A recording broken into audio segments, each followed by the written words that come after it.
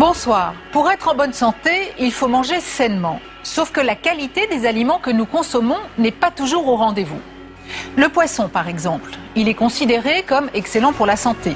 Pourtant, en raison de la pollution des fleuves et des océans, il a de forts risques de contenir du mercure ou du pyralène. Alors, peut-on en manger sans risque?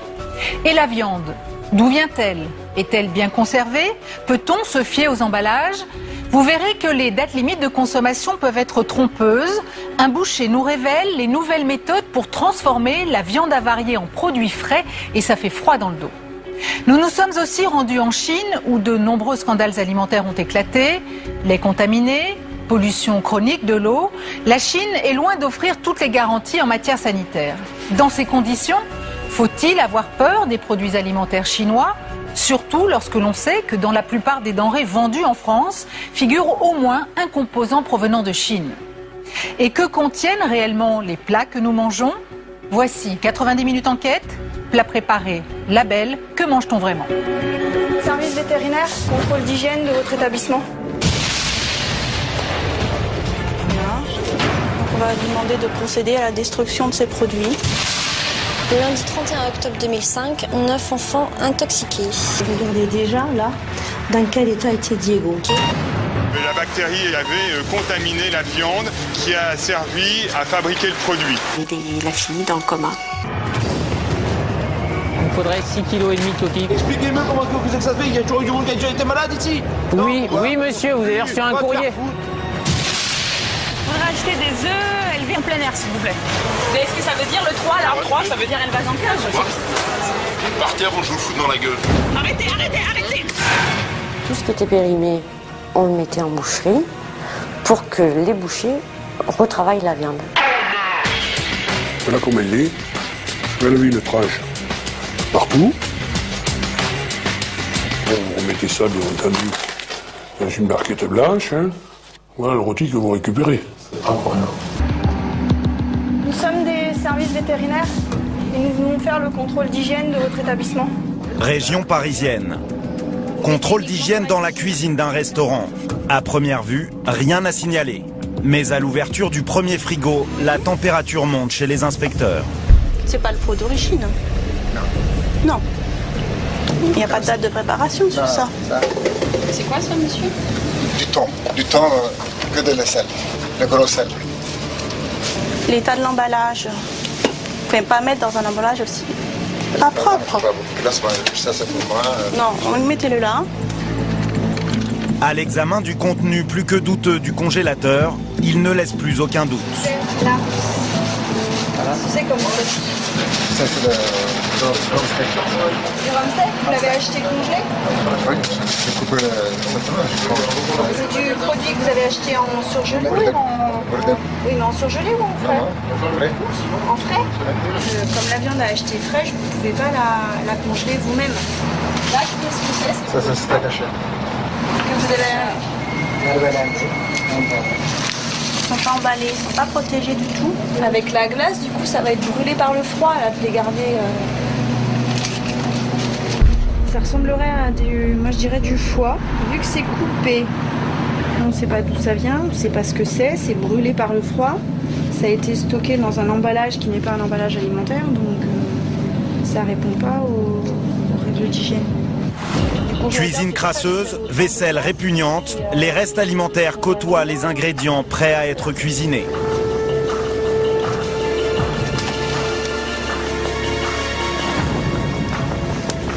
Graisse d'oie, il y a de la mousse dessus. Quant à ce réfrigérateur, il regorge de produits périmés. Et ce n'est pas fini. Des bouchées à la reine moisie et des chipolatas en piteux état.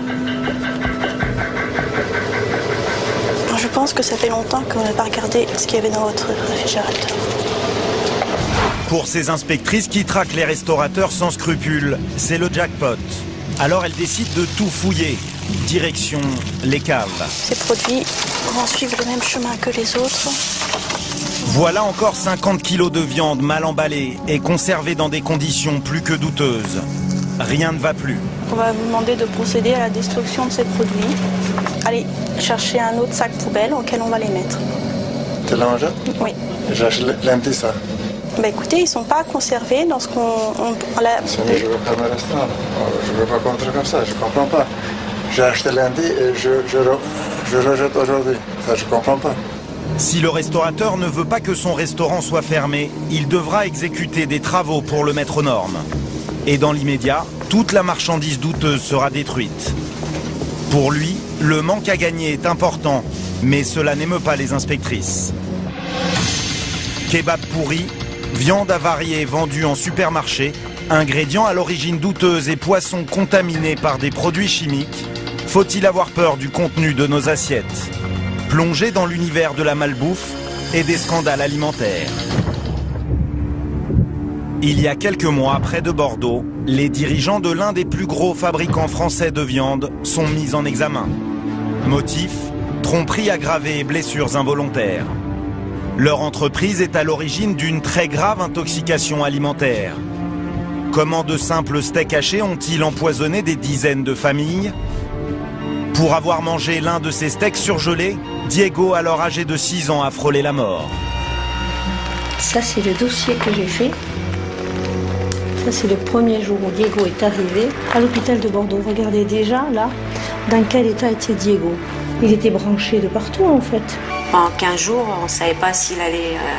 on allait le revoir, si on n'allait pas le revoir. Donc ça a été, il a pris 14 kilos d'œdème. S'il ne perdait pas les œdèmes, il ne s'en sortait pas. Il a fait 2 arrêts cardiaques. Ah donc c'était entre la vie et la mort pendant 15 jours, oui. C'est long.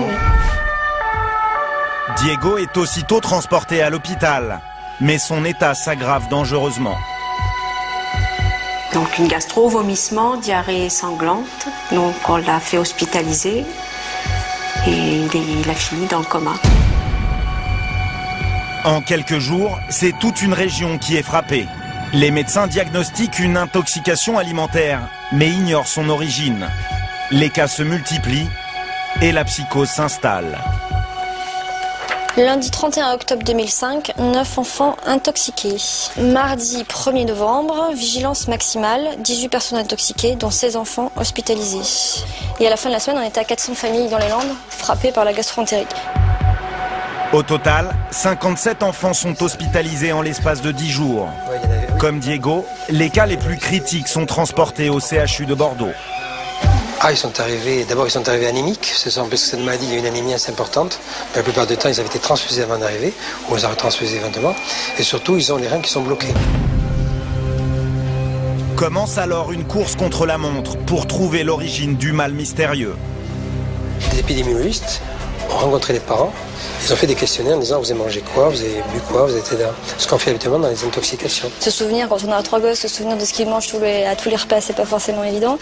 Et en fait, ils avaient tous mangé la même chose. Ils avaient tous mangé du jambon, ils avaient tous mangé de la purée, ils avaient tous mangé du steak haché. À un moment, on pensait que c'était un poulet qu'on avait acheté sur un marché. Donc en fait, ils ont mis un peu de temps pour trouver, jusqu'au jour où une maman a fini par récupérer, en fouillant dans les poubelles, parce que les parents ils sont allés récupérer aussi dans les poubelles, elle a récupéré une boîte avec le numéro du lot et c'était une boîte de steak haché. Elle se souvenait pas des steaks hachés, mais elle se souvenait de la boîte. Ils se sont rendus compte que beaucoup avaient acheté des steaks surgelés et avaient mangé ces steaks. L'alerte est donnée, 300 000 steaks sont immédiatement retirés de la vente. Et les analyses permettent alors de découvrir la cause de l'intoxication. Le problème, c'est qu'il y avait la bactérie Escherichia coli qui avait contaminé la viande, la surface de la viande, qui a servi à fabriquer le produit. Comment cette bactérie est-elle arrivée dans les steaks hachés? L'enquête révèle que la contamination a eu lieu pendant la découpe de la viande. Une opération très délicate. La partie sensible, je vais vous la montrer. Donc c'est à partir de là où on commence à ouvrir l'abdomen de la bête. Voilà. C'est ça le problème? Voilà. La panse qu'il ne faut pas percer. C'est là où il y a la bactérie? Voilà, la bactérie peut se trouver à l'intérieur. Ouais. D'accord. On fait descendre la bête. Voilà, les boyaux. On ferme le rectum avec un sac bien spécifique, avec un serrage très fort. On coupe. Tout ce qu'on vient de sortir, il ne faut surtout pas se percer. Si si on perce la pente, mais il se trouve qu'on met de la matière fécale dans toute la bête et là provoquer le problème de la maladie. Hein. D'accord, et la contamination de toute la viande. Et voilà, la contamination de toute la viande. Il suffit d'une seule carcasse contaminée pour empoisonner des dizaines de milliers de steaks. Mais toutes les précautions ont-elles été prises par l'industriel pour éviter la contamination? C'est là où, effectivement, quand on est en grande vigilance par rapport à un problème comme c'est le cas aujourd'hui, la moindre défaillance va être repérée. Mais quand on n'est pas sans... À la prise de conscience, il n'y avait pas eu d'accident en France sur ce problème-là. Donc, voilà, l'administration ne nous sensibilisait pas et ne nous obligeait pas à avoir des précautions supérieures, donc forcément, la sensibilisation était moins importante. Depuis cette affaire, l'entreprise a multiplié par 10 le nombre des contrôles afin d'éviter un nouveau scandale. Bien sûr qu'on est responsable. On est responsable parce qu'on met sur le marché des produits. Ce qu'il faut savoir, c'est que c'est délicat pour moi de dire ça, mais c'est un cas exceptionnel, quoi. Hein. Oui. Malheureusement, j'ai du mal à dire ça parce qu'il y a des enfants qui ont été touchés, et donc je peux pas dire ça avec légèreté, mais par rapport aux millions de steaks hachés qui sont vendus, millions de tonnes de steaks hachés qui sont vendus en France par an, il y a eu un cas, voilà. Donner à manger à ses enfants et le rendre malade, alors que normalement c'est censé les aider à aller bien, à grandir, et qu'en fait on l'a rendu malade. C'est vrai qu'on a du mal à... C'est moi qui l'ai fait cuire, ce steak haché. C'est moi qui l'ai fait, puisqu'elle travaillait à ce moment-là, donc c'est moi qui ai fait la cuisine, donc c'est que je m'en suis voulu quand même pendant un petit moment. Ouais, trop même, parce que... Vous en avez voulu? Oui. Pourquoi? Peut-être quoi, j'aurais dû faire plus... Parce que je me dis que c'est moi qui l'ai rendu comme ça. Donc après, on culpabilise toujours, même si je sais que ça aurait pu être n'importe qui d'autre. Et aujourd'hui, vous avez encore cette culpabilité? Aujourd'hui, oui, j'ai encore beaucoup de mal avec ça. Oui. Non.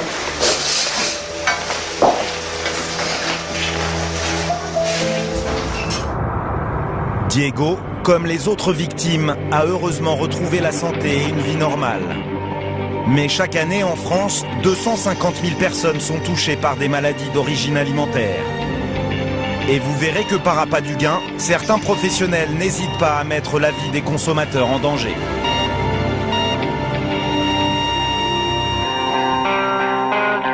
Roquemort, un village dans le Gard. Depuis 5 ans, Stéphane souffre d'importantes douleurs à l'estomac. Donc voilà les documents médicaux qui attestent de mon problème de santé. Qu'est-ce que vous avez en fait? J'ai cette douleur ici. C'est très localisé. C'est ici, elle est constamment là, je la sens. Là aujourd'hui? Là, en ce moment, j'ai mal. C'est supportable, mais je sais que j'ai quelque chose ici qui me fait mal. Qu'il puisse y avoir un lien entre ça. En fait, Stéphane souffre d'une bactérie, l'Helicobacter pylori, que l'on rencontre habituellement dans les pays les plus pauvres, où il n'y a pas de règles d'hygiène. Les conséquences peuvent être dramatiques. Qu'est-ce que vous risquez aujourd'hui? Si on ne traite pas, au moment où on trouve, ça, en gros, c'est une bactérie qui vous dévore l'estomac. Voilà, pour imaginer. Elle vous sclérose l'estomac de part en part. Donc à terme, c'est un estomac plein de trous, c'est une issue fatale. Comment Stéphane a-t-il été contaminé par cette bactérie? L'enquête de la gendarmerie accumule les preuves. Et elles font froid dans le dos. Après 18 mois de recherche, les enquêteurs découvrent que le supermarché local vend de la viande avariée en trichant sur les dates limites de consommation. Le gérant et le boucher sont mis en examen.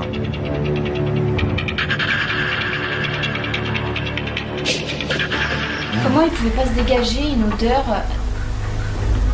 infecte de ce spectacle? Parce qu'ils trempaient les choses. Ils ont fait ce qu'il fallait pour qu'on ne le voit pas, quoi. C'est les fameuses barquettes que j'ai décrites à la gendarmerie. C'est la promotion que moi j'avais acheté une semaine avant, quoi. Ça, c'est ce que vous avez acheté de semaine avant? Oui, ça... de revoir ça, du moins. Je vous dirais pas que ça me donne mal au ventre, parce que j'ai mal au ventre. Mais ça me dégoûte de me dire comment on peut faire ça, quoi. On n'a jamais suspecté quoi que ce soit. On s'est bien dit, c'est un problème, il y a peut-être eu un problème de conditionnement, il a pris l'air, la chaîne du froid a été rompue, mais par inadvertance. Enfin, on n'a jamais pensé qu'il y avait une machination derrière, une volonté de vendre quand même cette viande qu'il n'avait plus le droit de vendre. Parce qu'en fait, le problème, il est là. La technique utilisée par le supermarché se nomme la remballe. Le principe est simple, il suffit de retirer l'emballage des viandes périmées, de couper les parties les plus avariées et de remballer le tout avec une nouvelle étiquette et une nouvelle date limite de consommation avant de les remettre en rayon. L'une des anciennes employées de ce magasin a accepté de parler. Son témoignage est accablant pour les dirigeants du supermarché. Le matin, je faisais des périmés, comme tous les matins. Tout ce qui était périmé, on le mettait en boucherie pour que les bouchers retravaillent la viande. Eux, ils appelaient ça retravailler la viande à cette époque. Si c'est un steak qui est périmé, il va ou le mettre en steak haché pour le faire partir de suite, ou alors si c'est un roast beef, il va le retailler automatiquement, il va en faire de la daube ou quoi que ce soit. Mais c'était de la viande daubée, c'était de la viande périmée. Cette combine a duré 4 ans. Elle a permis d'écouler des tonnes de viandes avariées en toute impunité. Pourtant, la plupart des employés étaient au courant de ces pratiques. Pourquoi vous n'avez rien dit? Ça, franchement, bonne question. Franchement. On se le disait entre nous qu'il n'avait pas le droit de faire, mais à lui, on n'a jamais... Vous aviez peur de perdre votre emploi? Je pense que si on posait trop de questions, je pense qu'après, il nous aurait fait chier, il nous aurait fait craquer. Alors moi, je pose une question.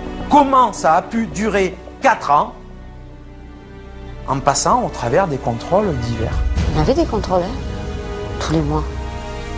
Avec des contrôles de l'hygiène? Ouais, avec sa petite tigette qu'il mettait dans la viande. Il y a un problème quelque part là aussi. Ne me dites pas qu'à chaque fois il tombait sur le bon morceau de viande ou... Enfin, je sais pas. Tous les mois, il y était, le mec. Hein. Et il n'y a jamais eu de problème? Et il n'y a jamais eu de problème, on l'aurait su. Il n'y a jamais eu de problème. Alors pourquoi n'ont-ils jamais détecté que le magasin vendait de la viande remballée? C'est pas en un coup d'œil, c'est pas en allant dans un magasin faire une visite qui va durer 2 heures, 3 heures et en regardant simplement les produits à l'étal que l'on peut dire qu'il y a remballe ou pas. On peut se faire berner comme un simple consommateur. Comment le supermarché a-t-il réussi à faire passer de la viande pourrie pour de la viande fraîche sans que personne ne s'en aperçoive? Comment est-il parvenu à faire du neuf avec de vieux steaks?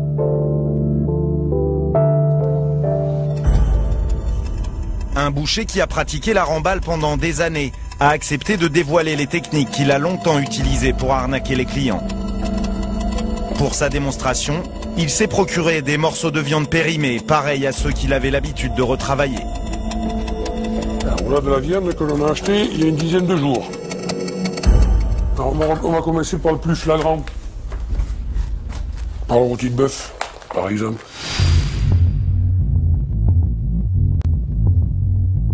Vous voyez déjà la différence? Voilà comment il est. Je vais enlever une tranche de partout. On enlève tout ce qui est noir.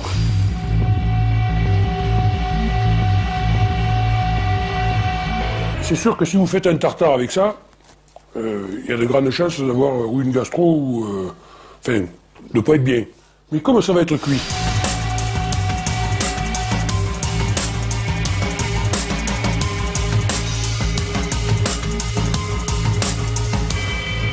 Alors bon, vous remettez ça, bien entendu, dans une barquette blanche. Hein. Voilà le rôti que vous récupérez. Pareil que le rôti de bœuf. Comment on reconnaît laquelle est abîmée, par exemple? Ah ben là, c'est normal. Ah mais la couleur. La couleur et l'odeur. Là, qu'est-ce que vous allez en faire? Ben là, je vais en faire une entrecôte.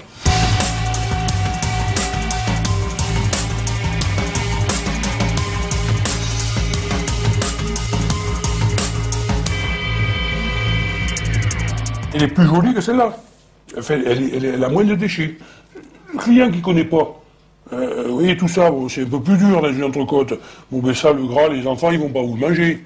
Je suis un père de famille, donc je sais de quoi je parle. Le gras, les enfants, ils n'aiment pas. Tandis que là, regardez.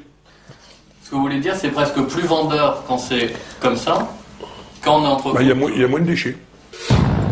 Et maintenant, le clou du spectacle, les merguez. Et les merguez, vous les faites avec quoi? Avec tous les produits qu'on a retirés du rôti de bœuf et des côtes de bœuf. Donc en fait, vous n'allez rien perdre de ces deux, de la côte de bœuf et de l'entrecôte. Non, là c'est la boucle bouclée, là. Et toute la pluche, vous voyez, tous les faux morceaux, là, comme ça, là. C'est vrai que ça paraît pas joli, là, mais on va la hacher. Et puis on va mélanger avec nos épices. Et on va sortir des merguez magnifiques. Ces merguez enverront à coup sûr les consommateurs chez le médecin. Pourtant, le boucher l'assure, dans l'assiette, elles feront illusion. Car les spécialistes de la remballe ont un truc pour la faire passer inaperçue. C'est l'épice à merguez qui fait la merguez, quoi. L'avantage de l'épice, c'est que ça va couvrir le goût, ça va... Oui, oui, ça va couvrir le goût. On va mettre un peu d'eau. Plus vous mettez d'eau, plus ça gagne d'argent. Hein. C'est-à-dire ça pèse l'eau. Ça coûte pas cher.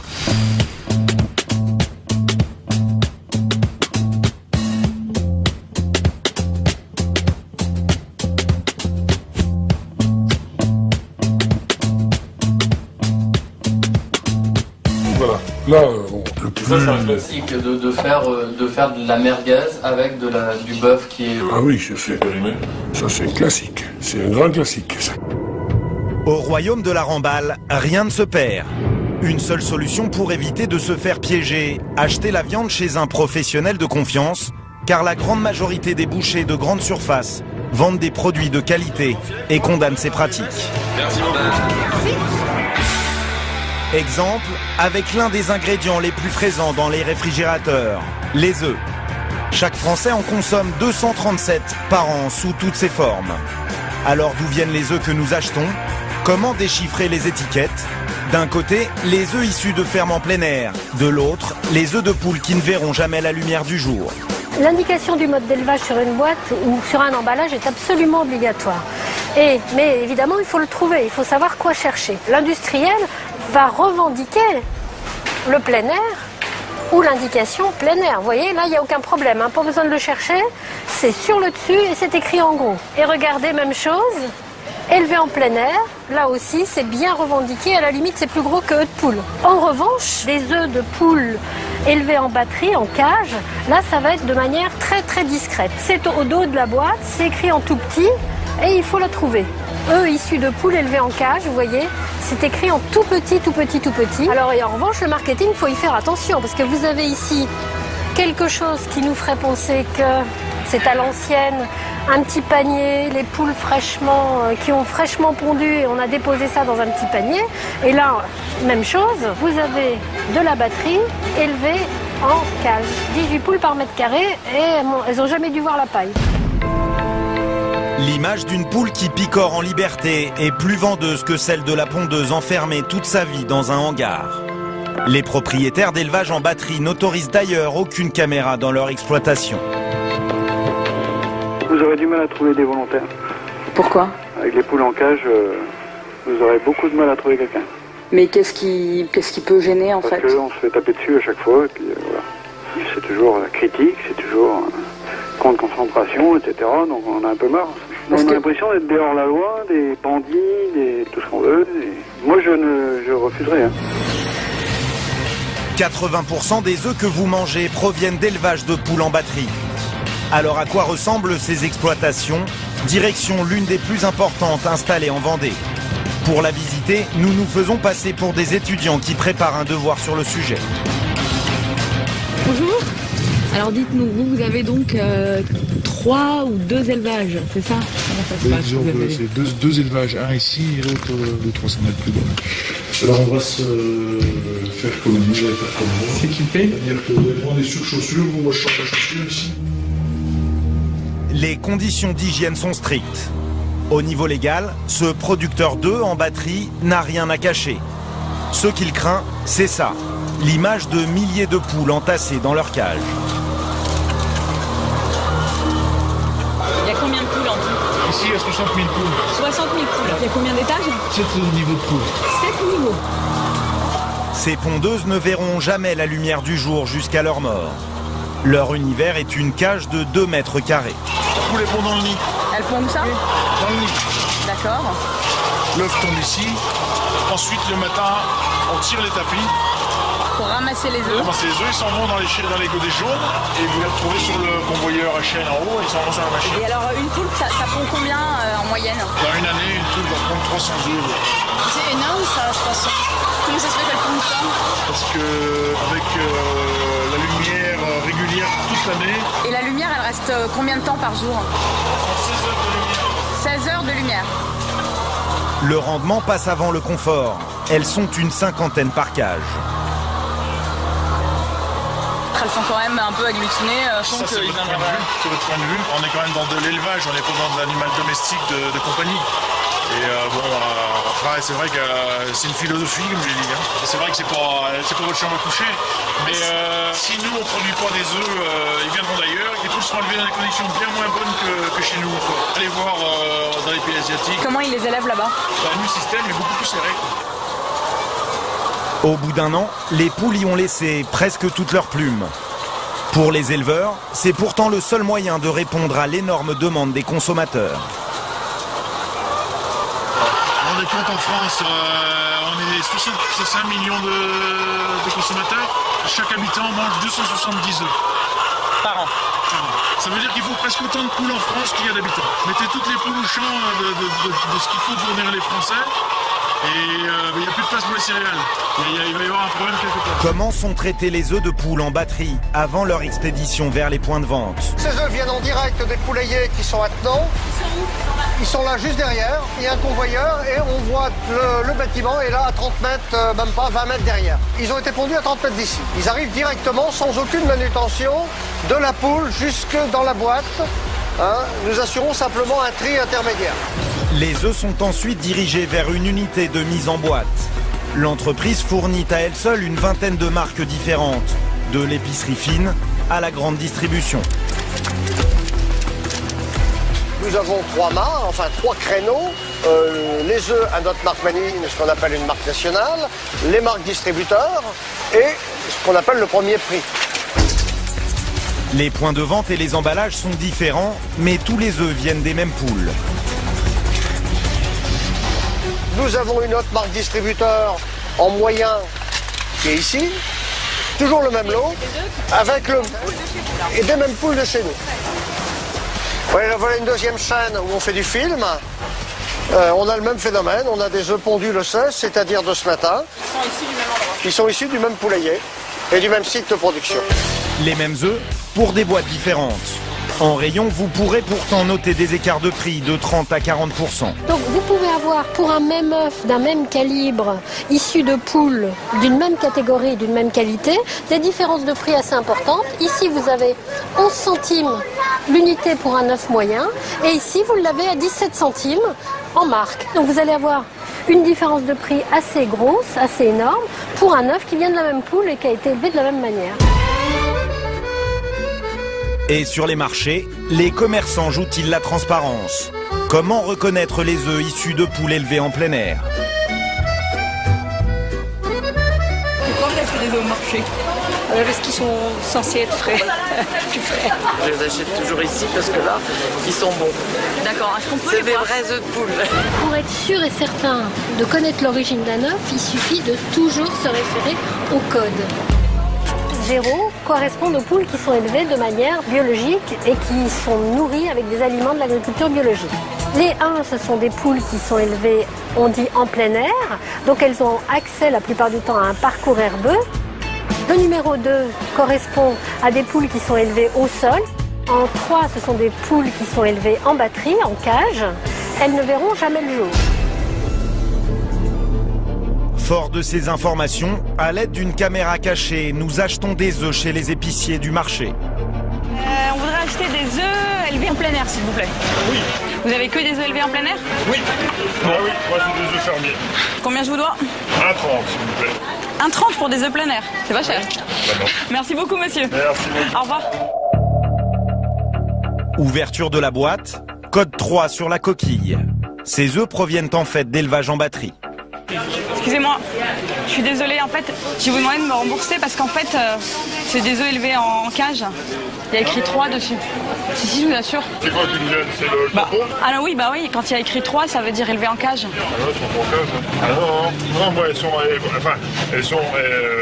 en plein air et aussi à l'abri, mais elles ont de quoi courir. Hein. Mais c'est ce que la personne qui vous a vendu vous a dit, peut-être. Je le connais. Ah, vous le connaissez? Je sais comment... Ah, donc vous assure, parce que honnêtement... Merci, monsieur. Merci. Au revoir. Premier test et première arnaque. L'enquête se poursuit à la recherche de véritables œufs fermiers. Bonjour, monsieur. Vous pouvez nous montrer un petit peu ce que vous faites? Bah de tout. Poulet, pintade, canard, canette, agneau. Est-ce que vous pouvez nous dire d'où viennent vos viandes, vos volailles, tout ça? Ça, oui, de chez nous. De chez vous. C'est vous-même qui les avez produits? Voilà. Ah bah c'est un producteur fabuleux. C'est vrai? J'ai jamais déçu. Donc tous les produits que vous vendez là, c'est vous qui les contrôlez? Ah ouais. Tout ça c'est fait par chez nous. Donc, vous connaissez les producteurs des œufs? Ah oui. Ah oui, tout est suivi de toute façon, tous ces trucs-là. Vous savez comment ils sont élevés? Elles sont élevées, les poules qui pondent ces œufs? Ah bah oui, nous, tous ces animaux-là, on les voit net. Vous pouvez regarder vos œufs? Ah oui. Est-ce que vous savez qu'il y a un petit code sur l'œuf pour savoir la provenance de l'œuf? Ouais. Vous savez ce que ça veut dire, le 3 là? Ouais, vous savez. Vous savez ce que ça veut dire? Ouais, je sais ce que ça veut dire. Ça veut dire quoi? Ouais. Mais si vous avez des conneries à faire, partez avant que je vous foute dans la gueule. Mais on demande simplement pour savoir un petit peu comment... Mais vous savez dire des conneries qu'à la télé. Bah, on informe simplement sur le 3. Voilà. 3, ça veut dire élevage en cage. Voilà. Et alors vous posez simplement la question. Mais vous racontez tellement de conneries qu'on ne veut plus vous parler. Le 3, mais non, mais c'est la vérité. Vous racontez que des conneries à la télé. Bah, le 3, c'est un code. Vous dit une fois, ce que vous ressortez après derrière, la moitié est transformée. Non mais je transforme rien. Là, il y a écrit 3, ça veut dire oui, cage. Alors arrêtez. Le commerçant a du mal à admettre qu'il y a tromperie sur la marchandise. Jean-Pierre Coff, vous avez publié de nombreux ouvrages et notamment le dernier, Recevoir vos amis à petit prix, chez Plomb.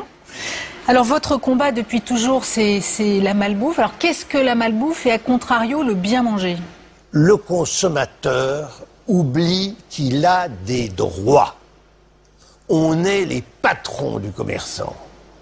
Quand vous allez chez un boucher, vous lui dites je veux un beefsteak de 130 grammes. Il vous fait 130, 132 si vous voulez, 128 ça marche encore, 135 si vous... Après c'est fini, non retirez-le-moi. Non, mais maintenant je veux 130, c'est tout. On mange trop de viande. Les gens, les commerçants ont pris l'habitude de la peser lourde et moi je dis que nous, notre devoir de consommateurs, c'est d'être exigeants. Parce que c'est parce que nous avons été laxistes, que nous avons manqué d'exigence et de force et de volonté auprès des commerçants que ça s'est à ce point dégradé. Nous avons des responsabilités par rapport à la malbouffe. S'il est un aliment dont l'origine et la qualité n'inquiètent pas les consommateurs, c'est bien le poisson. Chaque Français en consomme environ 35 kilos par an, 10 de plus qu'il y a 10 ans. Allez, voyez-vous ça, messieurs, là, rapprochez du bar, un petit coup d'œil à la marée. Il faut dire que sa chair riche en protéines et son apport en oméga 3 lui donne plutôt bonne réputation. Vous en mangez souvent du poisson? Tous les vendredis. Pourquoi? Parce que c'est bon pour la santé, puis ça change un petit peu. C'est bon, ça fait du bien pour la santé, pour les enfants, pour nous, pour tout le monde. Mais moi je suis poisson. Du poisson comme argument santé, pas si simple. L'AFSA, l'Agence de sécurité des aliments, a publié un rapport inquiétant. Elle préconise aux femmes enceintes et aux enfants en bas âge de ne pas consommer certains poissons plus d'une fois par semaine. Ils seraient en effet contaminés par de nombreux produits toxiques. Boulogne-sur-Mer, le premier port de pêche de France. Chaque matin, 150 chalutiers débarquent du cabillaud, du bar, du maquereau. Ils ont été pêchés en mer du Nord et dans la Manche, des mers durement touchées par la pollution. Guillaume Lefebvre le sait bien, il travaille pour les services vétérinaires du département. C'est lui qui contrôle la qualité des poissons. L'inspection commence par une règle élémentaire, vérifier la bonne conservation de la marchandise et très vite ça coince. Bonjour. Est-ce que vous auriez une petite pelle de glace pour les maquereaux qui sont là-bas? Une caisse qui a été oubliée ou à moins qu'elle soit sur le lit de glace, je sais pas. Tous les derniers traits. Le problème c'est que on sait pas quand ça va être vendu quoi. Pareil. Il y avait une tradition à Boulogne. En gros, un poisson glacé, c'est un poisson qui est de mauvaise qualité. C'est un poisson qui est vieux. Vous voyez, donc, alors il faut faire rentrer dans les mœurs que non, c'est pas, tout produit doit être glacé, que ce soit du dernier trait ou du poisson qui a déjà 3 jours.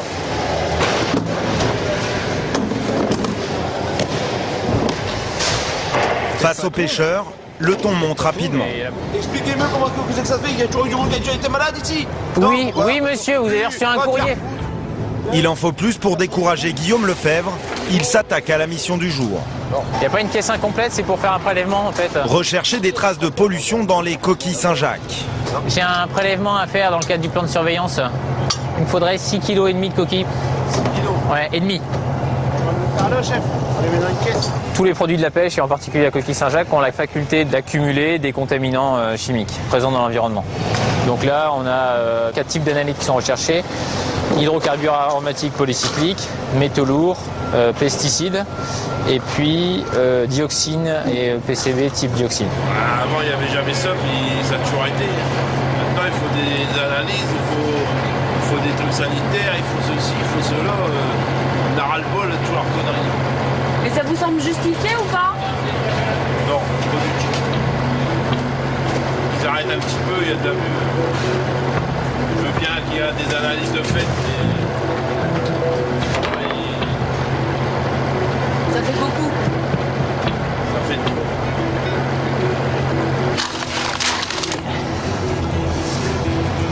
Tout ce qui compte pour les pêcheurs, c'est la fraîcheur du produit.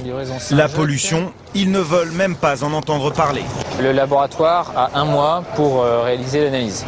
Et si on a un résultat qui est douteux, il y a une deuxième analyse de confirmation. C'est-à-dire qu'au maximum, on a 2 mois pour ce type de produit. Et pendant ce temps, le produit, là, il est vendu, et ouais, c'est ça le souci. Sur 40 000 tonnes de poissons pêchés à Boulogne chaque année, seuls quelques kilos font l'objet d'une analyse. Quant aux résultats, ils ne seront étudiés au ministère de l'Agriculture que d'ici 1 an. Pourtant, il y a urgence. Car la contamination des poissons est déjà prouvée scientifiquement pour certains fleuves de France. C'est l'un des plus gros scandales écologiques de ces dernières années.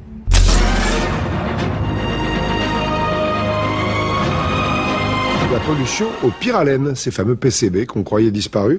Ben non, il y en a encore eu après 850 analyses au bord de tous les fleuves. L'un des plus touchés serait le Rhône. Pratiquement sur toute sa longueur, du nord de Lyon à la Méditerranée, il est dangereux. Le diagnostic, il est connu. On a un problème majeur d'une pollution historique. C'est un pêcheur professionnel qui met au jour le scandale bien malgré lui. Tout commence lorsque Cédric Giroux remarque des oiseaux morts sur sa zone de pêche. Persuadé qu'il s'agit de grippe aviaire, il veut rassurer ses clients et écarter tout soupçon sur les poissons. J'ai insisté pour qu'on fasse des analyses sur mes poissons et pour avoir un courrier officiel comme quoi mes poissons étaient indemnes. Et moi j'étais persuadé que le Rhône était dans un état sanitaire tout à fait satisfaisant. Et bon, c'était pas le cas. On découvre que les poissons contiennent du PCB, un produit hautement toxique. Conséquence, la consommation des poissons du Rhône est interdite. On vous appelle un soir à 18 h. On vous dit, monsieur, vous n'avez plus de travail. Voilà. Bonne soirée. Voilà comment ça se passe. Donc, quand on parle d'amertume, ouais, j'en connais quelque chose. Ouais. Le PCB pollue de façon invisible, une matière inodore et incolore qui ressemble à l'huile. Les plus gros réservoirs à PCB, ce sont les transformateurs électriques. Il y en a encore plus de 500 000 abandonnés dans la nature qui déversent leur contenu toxique dans les fleuves et les rivières. Quelles conséquences cette contamination a-t-elle sur notre santé? C'est la question que se pose Henri, un médecin de 66 ans. Toute sa vie, il a consommé les poissons du Rhône. Enfant, il passait ses vacances dans le delta du fleuve, dans ce cabanon qu'il revoit aujourd'hui pour la première fois depuis 40 ans.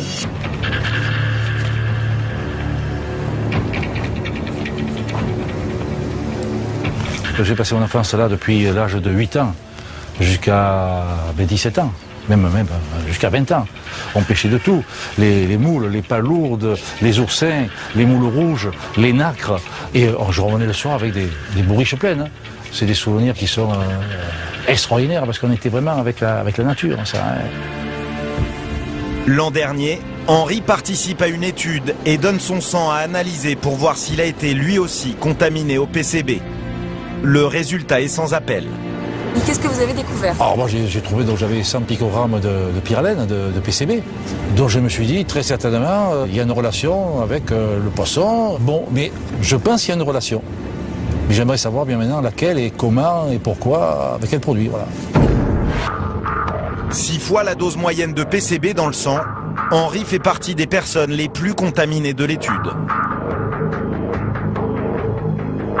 J'ai eu un cancer du rein en 1985. À l'époque, je mangeais vraiment beaucoup de poissons d'eau douce surtout, poissons du Rhône. Est-ce que ça a une relation? Oui, je pense, il doit y avoir quelque chose, mais j'aimerais, disons que ça soit précisé à l'heure actuelle. Face à ces risques graves pour la santé, les autorités interdisent la consommation des poissons du Rhône. Une décision qui semblait irrévocable, et pourtant, depuis le début de l'après-midi, sur ce bras du Rhône, ces 3 amis attendent le brochet, avec l'espoir de faire un bon dîner. La bordure, tu vas voir tout à l'heure, sûrement de taper un brochet. V, il y est. V, allez Jérôme. Allez, allez. Il y est. C'est un joli brochet quoi, hein. Il est à la taille réglementaire. C'est un très très bon poisson, ça a une chair qui est très ferme. Et puis ça a un goût particulier quoi. Un brochet du Rhône pour le dîner, c'est à nouveau possible. En effet, l'AFSA, l'Agence française de sécurité des aliments, n'a pas attendu la fin de toutes les analyses pour lever l'interdiction. Depuis mars 2008, la consommation de certains poissons, comme le brochet, est autorisée, mais bizarrement, seulement entre Valence et Avignon, un tronçon situé en plein milieu du Rhône. À 50 km près, le poisson est bon et tout à coup il est plus bon à la consommation aussi. Je pense que les organismes en question qui ont fait les analyses sont sérieux. Quoi. Voilà, on peut que se baser là-dessus. Un poisson ne connaît pas de frontières administratives. Le poisson ne va pas s'arrêter à la frontière, il ne va pas dire stop, là, faut pas que j'aille de l'autre côté parce que c'est mauvais, c'est contaminé. Là, c'est quand même légèrement absurde, ça devient même fondamentalement comique. Donc là, on reste un peu dubitatif. Pourquoi, en fait, on remet à l'ordre du jour la consommation de certains poissons et pas d'autres? Nous, on pense que tout simplement c'est prématuré, qu'il faut mettre en place un principe de précaution. Mais alors, est-ce que le principe de précaution ne voudrait pas qu'on interdise complètement, en fait, la consommation de poissons? Oui, on peut le dire comme ça. Il y a toujours un risque, en toute chose. Le principe de précaution ne veut pas dire je ne prends pas de risque. Dire je prends un risque que je calcule et que je mesure. Un risque mesuré selon la préfecture, mais est-ce vraiment le cas? Nous nous sommes procuré le rapport d'analyse confidentiel. L'analyse ne porte que sur 11 brochets et parmi eux, un seul a le poids de l'adulte. Les 10 autres sont des juvéniles, ils n'ont donc pas eu le temps d'accumuler du PCB dans leur chair. Pour être vraiment fiables, les analyses auraient dû respecter un poids et une taille minimum. Ça m'étonnerait beaucoup que l'AFSA ait basé l'ensemble de ses conclusions dans certains domaines sur des poissons qui ne répondaient pas aux critères. Alors sur cette zone-là, si, très clairement. 11 brochets, il y en a un seul qui dépasse les 2 kilos. Et quelle décision a été prise dans ce secteur sur le brochet? Consommation autorisée. Autorisation, oui. Et c'était quand ça? C'est donc des prélèvements qui ont été faits en août 2007. Oui, sur des animaux en poids de petits poids, oui, c'est vrai. Et là, le brochet a été déclaré valide. Alors, oui. Oui, c'est vrai que c'est étonnant qu'il soit basé sur des poissons qui n'étaient pas de la taille réglo pour le protocole. Mais je veux dire, moi, je laisse l'AFSA ensuite le soin de dire j'ai fait ça parce que je ne vais pas aussi le faire autrement. Moi, je suis incapable de dire s'ils ont eu raison ou tort. Tout ce qu'on sait, c'est qu'on essaie de leur envoyer les poissons de la taille réglementaire. Malgré de nombreuses sollicitations, l'AFSA n'a jamais voulu répondre à nos questions. Cédric Giroux, l'ancien pêcheur professionnel, a repris son activité sur le Rhône, mais désormais, il pêche dans le cadre d'études scientifiques. Et si on vous y autorisait, vous pourriez en remanger du poisson que vous pêchez? Je sais pas. Au jour d'aujourd'hui, je peux pas vous répondre. Non, il faudrait qu'on nous donne des certitudes, quoi. Et de certitude, il n'y en a pas, et pas seulement pour les poissons du Rhône. Jean-Luc est lui aussi pêcheur professionnel, mais un peu plus au sud, dans les étangs de Camargue. Lui n'a le droit de pêcher que des anguilles, mais pour combien de temps? Le pêcheur ne décolère pas, il ne comprend pas pourquoi, si la pêche est interdite dans le Rhône, elle ne l'est pas en Méditerranée, dans laquelle se jette le fleuve pollué par le PCB. Si le Rhône est pollué, la Méditerranée est polluée pour vous. Ah, mais il a entendu que c'est pollué. En Méditerranée, c'est ça? Eh, si le Rhône est pollué, attendez madame, tout se jette dans la mer.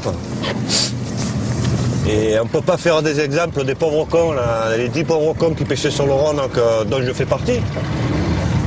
Pour faire un exemple, il faut arrêter de raconter des conneries, quoi. Il faut dire la Méditerranée, elle est fermée. Arrêtez de pêcher des poissons de la mer. Arrêtez de manger du poisson. Tout est pollué, voilà. Le poisson de Méditerranée est-il lui aussi contaminé? En l'absence d'analyse officielle, nous avons voulu en avoir le cœur net. Nous avons acheté de l'espadon pêché en Méditerranée et nous nous sommes adressés à un laboratoire spécialisé. Le résultat arrive 2 semaines plus tard. Verdict, le poisson a 3 fois la teneur en mercure autorisée. Il est impropre à la consommation.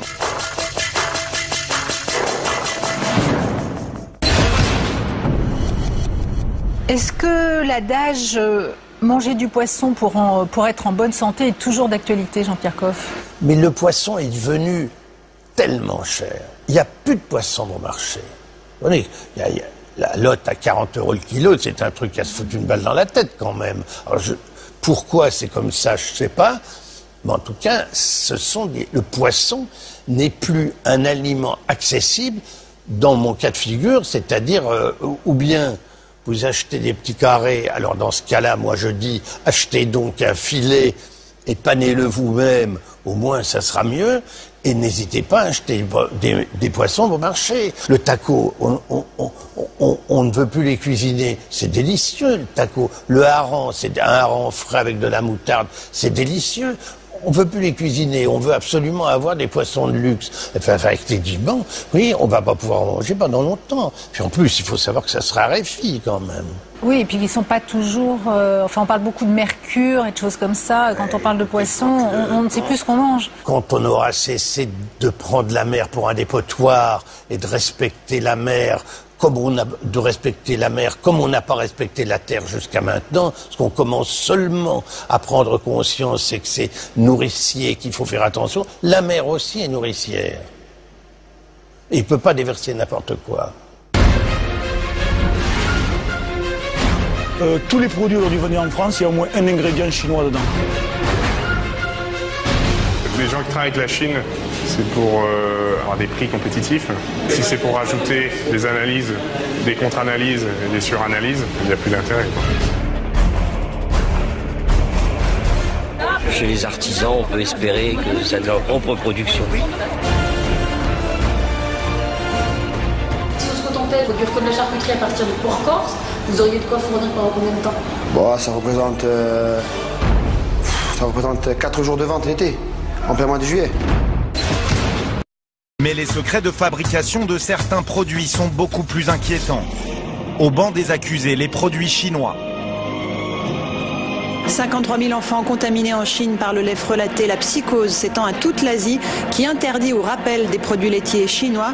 La France prend des mesures de protection. Les contrôles sanitaires vont être renforcés. 6 bébés en sont morts. Des milliers d'autres ont été rendus malades par ce lait qui contenait de la mélamine. 12 892 bébés hospitalisés. C'est le dernier bilan du scandale alimentaire du lait contaminé par la mélamine, substance chimique habituellement utilisée pour fabriquer de la colle et du plastique. On en trouve dans des biscuits, dans des bonbons, dans des soupes ou encore dans des dosettes de cappuccino ou du chocolat au lait.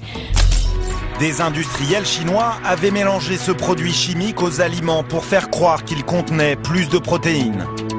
Mais à forte dose, la mélamine est mortelle. Elle détruit les reins. Dès lors, une question s'impose. Certains produits en vente dans nos magasins ont-ils été fabriqués avec des ingrédients contaminés à la mélamine chinoise ? Direction Nantes, où est installé l'un des plus importants laboratoires spécialisés dans les analyses des produits alimentaires. Depuis le scandale du lait contaminé, le laboratoire est submergé par des milliers de demandes de recherche de mélamine. Ses clients sont des industriels de l'agroalimentaire qui importent régulièrement des denrées de Chine destinées aux aliments de tous les jours. Donc ces biscuits ils peuvent venir de Chine? Oui, tout à fait. C'est des biscuits qui ont pu être importés de Chine. Une grande partie des biscuits sont fabriqués en Chine et après sont vendus sur le marché français. N'importe où, dans toutes les grandes surfaces? Dans toutes les grandes surfaces, tout à fait. Et les premiers résultats sont inquiétants. Certains produits analysés contiennent des taux de mélamine jusqu'à 4 fois supérieurs à la dose autorisée. Et alors dans ce cas-là, qu'est-ce qui se passe pour votre client?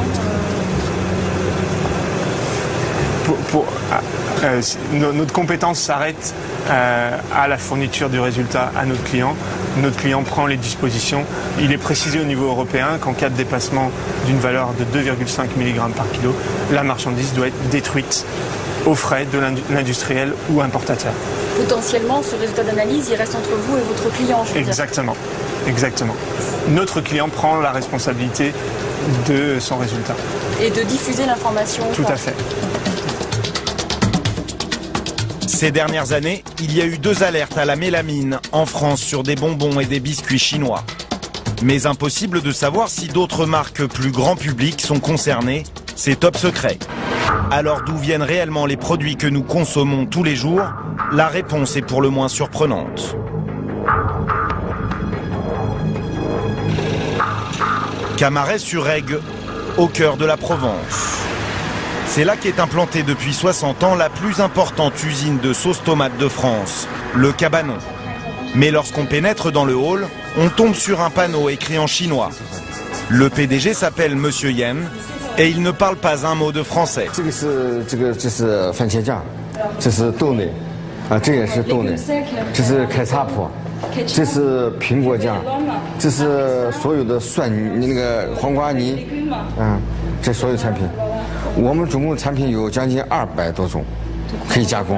peu près 200 Il y a quelques années, l'usine Le Cabanon est au bord de la faillite. Elle est alors rachetée par le numéro 2 mondial de la tomate, le géant chinois Chalkis. Conséquence, les producteurs locaux voient leur commande de tomates passer de 60 000 tonnes à seulement 15 000 tonnes par an. Car désormais, l'usine achète la majorité de son concentré de tomates directement en Chine. Le PDG ne s'en cache pas, il joue même la transparence. Les conteneurs que vous voyez là-bas, ce sont des fûts de concentré de tomates qui viennent de Chine. Ben là, c'est des fûts de concentré, donc nous avons... Là, c'est la base pizza. Le reste de la visite se fait avec le chef de la production. Là, ça, c'est du concentré. 28%. On a du stock, on en a assez, quoi. D'accord. Et vous en attendez encore plus, là, c'est ça? Ah ben là, on en attend 8000 tonnes. D'accord. Du concentré chinois, là. Du concentré chinois, ouais. Vis-à-vis du consommateur, est-ce que vous n'avez pas peur que ça puisse l'effrayer? Mais quand même, je vous rassure, quand même. On a fait une étude il n'y a pas très longtemps. Tous les produits aujourd'hui vendus en France, il y a au moins un ingrédient chinois dedans. Je ne sais pas si vous le savez. Donc c'est très clair, quoi. S'il fallait s'inquiéter de ça, s'il fallait... aujourd'hui, le péril chinois, je suis désolé, mais il n'y est pas, quoi. Sinon, il faudra arrêter tous les produits. Conscient des suspicions qui pèsent sur les aliments chinois, Monsieur Yen, le PDG, doit rassurer ses clients. Alors il ne voit aucun inconvénient à laisser filmer son laboratoire.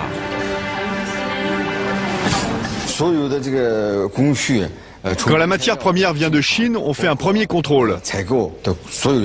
Ensuite, on en fait un deuxième après la production. Et puis un troisième, juste avant l'expédition. Sur quoi portent les contrôles? Pour des analyses bactériologiques, radioactivité, OGM, pesticides, etc. La matière première est de bonne qualité, nous n'avons aucun problème. Et question hygiène, le Cabanon se veut aussi une usine modèle. Pour les cuisines, c'est obligatoire. Et là, vous avez le nettoie-bottes. Ça lave les bottes en automatique. C'est obligatoire. Et ça, il y a la même exigence en Chine, par exemple? Ah oui. On a mis en place en Chine les mêmes exigences qu'en France. Donc ça, c'est le concentré chinois. Donc on voit la qualité du concentré. Et le couleur qui est rouge, on n'a pas de marque, on n'a pas de résidus, on n'a pas de petits points. Donc pour nous, c'est un produit qui est bon, quoi. Un pot de sauce tomate contient au moins 80% de concentré chinois. Mais curieusement, sur l'étiquette, rien ne l'indique. Monsieur Yen ne voit pas où est le problème.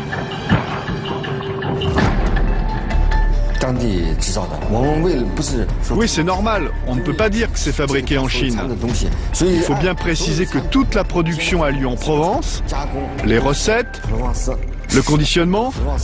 C'est pour cela qu'on met cette étiquette sur la boîte. C'est tout à fait justifié parce que c'est difficile de dire que c'est fabriqué ailleurs. Aucune indication pour mentionner l'origine de ce concentré de tomates et pourtant, l'usine fournit la plupart des marques vendues dans les grandes surfaces. Le Made in China ferait-il peur? On n'a perdu aucun client à cause de ça, et bien au contraire, on récupère des clients et on a d'autres clients. On a aujourd'hui des perspectives de vente qui augmentent, donc il n'y a pas de problème. L'un des clients historiques du cabanon est installé en face de l'usine. Il s'agit d'une entreprise de plats cuisinés, en particulier italiens. Pour faciliter l'approvisionnement, les deux usines sont reliées par un pipeline. Il a même un nom, le Tomatoduc. Donc là, vous voyez le Tomatoduc qui aujourd'hui nous relie à une autre société qui est juste à côté. On dilue de la tomate pour eux et on envoie en direct. Et eux s'en servent pour leur production. On expédie jusqu'à 80-100 tonnes par jour. Et ça traverse la route, hein, ça traverse. C'est vrai que c'est assez... Le Tomatoduc est visible de tous. Pourtant, à l'autre bout, on préfère ne pas communiquer. Après plusieurs tentatives, nous avons essayé une dernière fois de rencontrer les dirigeants. Oui, bonjour. Oui, bonjour, j'aurais voulu m'entretenir avec monsieur Hochstock, s'il vous plaît. Qui êtes-vous? Je suis journaliste, on a déjà discuté ensemble au téléphone. Un instant, s'il vous plaît. Allô? Oui? Non, il ne peut pas. Il ne peut pas ou il veut pas? Il ne peut pas. D'accord. Bon, bah merci beaucoup. Désolée, au revoir, madame. Au revoir. Pourquoi cette entreprise a-t-elle du mal à assumer l'utilisation de concentré de tomates chinois pour ses plats du terroir? Faut-il avoir peur des produits alimentaires chinois? Comment sont-ils fabriqués? Pour le découvrir, une seule solution, aller sur place en Chine, dans l'usine qui fabrique le fameux concentré de tomates. En France, l'entreprise de tomates joue la transparence, mais qu'en sera-t-il en Chine? Pour le savoir, visite à 200 km de Pékin, en compagnie de Gwen Gaudry. Le plus important, c'est de voir d'abord s'ils ont toute une procédure pour contrôler tous les risques qualité, tous les risques d'infection du produit. Gwen appartient à un bureau de contrôle privé. Sa mission, inspecter les usines pour de grandes marques de l'agroalimentaire. Ce jour-là, c'est sa première visite chez Schalkis, le géant chinois de la tomate. Aujourd'hui, ils sont prévenus. Ouais, ils ont été prévenus. Généralement, ils font en sorte que ce soit bien. C'est clean, en général, ouais. Tout est nettoyé, ça se voit, ça vient d'être nettoyé, le jet d'eau vient d'être passé partout dans tous les ateliers. Enfin, même prévenu, des fois on peut trouver des choses assez étonnantes. J'ai arrivé de trouver des gens cachés derrière les machines, habillés normalement alors qu'ils devraient être avec des vestes et des masques de protection, des bottes. Ça arrive même prévenu. Les dirigeants sont prévenus non seulement de la visite de Gwen, mais aussi de la nôtre. On doit d'abord patienter dans la salle de réunion. Jusque-là, rien d'étonnant, mais une demi-heure plus tard... Nothing. We cannot. Yeah. And we can record in the lab or...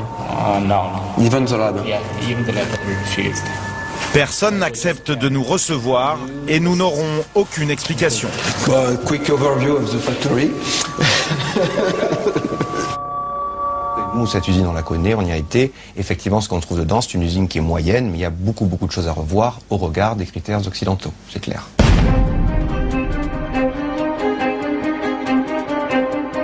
Difficile de vérifier les conditions de fabrication de certains produits chinois.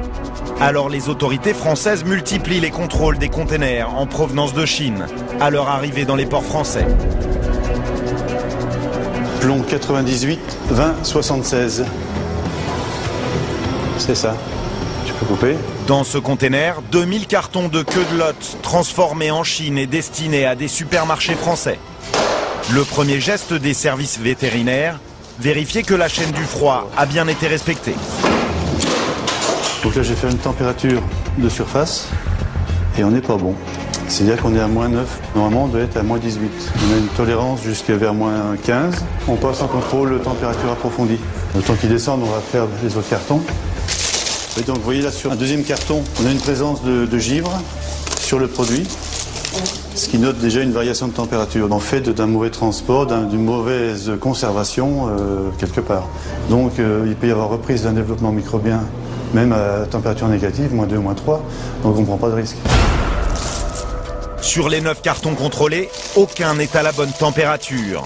Et dans le dernier, surprise. Regardez, on a même un carton où un produit n'a pas été emballé.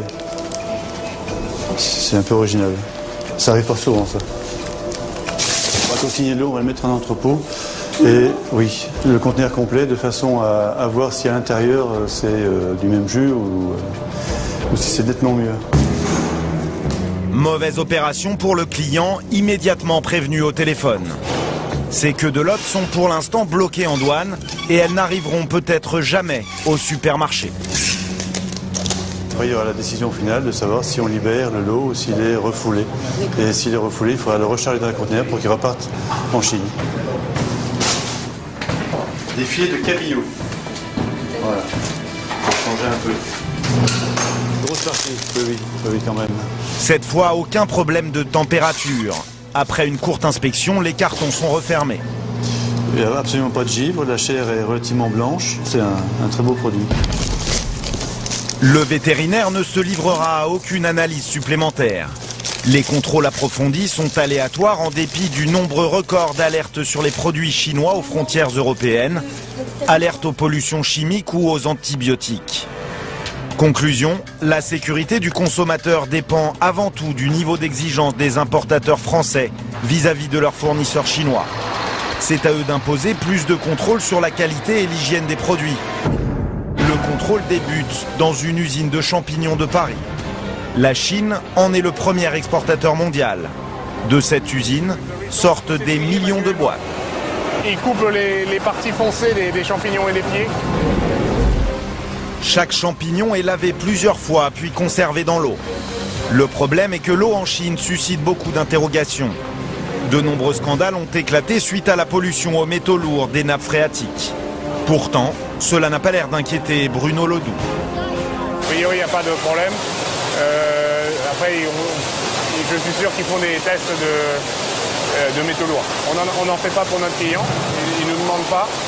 Peut-être que lui en fait quand les containers arrivent de manière aléatoire. Pour l'instant, on n'a pas eu de problème. Alors qu'on a exporté 90 containers l'année dernière. C'est que c'est plutôt bon signe. Curieusement, le contrôleur ne procède à aucune analyse. Les normes chinoises sont pourtant beaucoup moins contraignantes que les normes européennes. Mais pour Bruno Ledoux, ce n'est pas la priorité. Après, sur 90 containers, faire des tests sur chaque container, ça représente un budget conséquent. Les gens qui travaillent avec la Chine, c'est pour avoir des prix compétitifs. Si c'est pour rajouter des analyses, des contre-analyses et des suranalyses, on perd toute la compétitivité et donc après il n'y a plus d'intérêt. C'est l'idée. 1500 $, c'est le prix de l'analyse du contenu d'un container, le prix de la sécurité. Mais visiblement, les industriels ne semblent pas prêts à le payer. C'est clair qu'il y a beaucoup de négligence et de désinvolture de la part des importateurs de matières alimentaires. Et en fait, ils ne se préoccupent pas suffisamment de ce qui se passe en amont sur la chaîne d'approvisionnement. C'est aujourd'hui, on estime à environ 20% les produits alimentaires importés de Chine qui sont inspectés et moins de 5% qui sont testés en laboratoire. Il y a quand même un test de base à pratiquer qui est celui des résidus de pesticides. Et aujourd'hui, nombre d'importateurs ne le pratiquent pas, ne l'exigent pas des usines. Et cette désinvolture fait courir des risques. En Chine, il existe pourtant des unités haut de gamme. Mais elles sont un peu plus chères. Bruno Ledoux visite l'une d'entre elles. Des restaurateurs français lui ont demandé de repérer des fabricants de filets de saumon de très bonne qualité. Le saumon a été pêché au Japon, mais il est transformé en Chine. Ça, c'est la très bonne qualité de couleur de saumon. Plus c'est rouge et mieux c'est.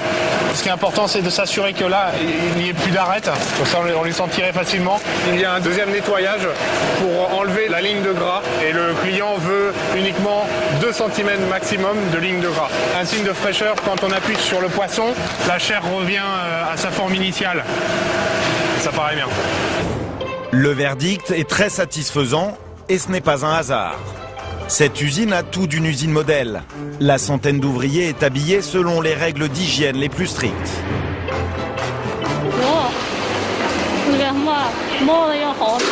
On est toujours habillé comme ça. On se couvre la tête, les cheveux attachés, les vêtements doivent être bien mis. Mais vous vous êtes habillé spécialement comme ça aujourd'hui? Non, non, c'est comme ça tous les jours. Mais le vrai plus, c'est le prix de la main-d'œuvre. Payés seulement 200 € par mois, les ouvriers sont très nombreux. Alors chaque filet est levé un à un à la main. On sent que c'est pas les premiers filets de poisson qu'ils tirent. Comble du luxe, chaque arête est retirée à la pince à épiler. Et pour traquer les parasites qui sont fréquents chez ce poisson, l'usine est dotée d'une salle spéciale éclairée à la lumière blanche. Toutes les usines ne font pas ça? Non, toutes les usines ne le font pas, mais c'est sur certaines espèces, il faut absolument le faire. Parce que vous voyez le nombre de parasites qu'il y a dans les parties ventrales, c'est assez impressionnant. Dans 2 mois, ces filets seront servis sur les tables françaises. L'usine travaille à 90% pour l'export, alors elle est de plus en plus surveillée par les autorités chinoises.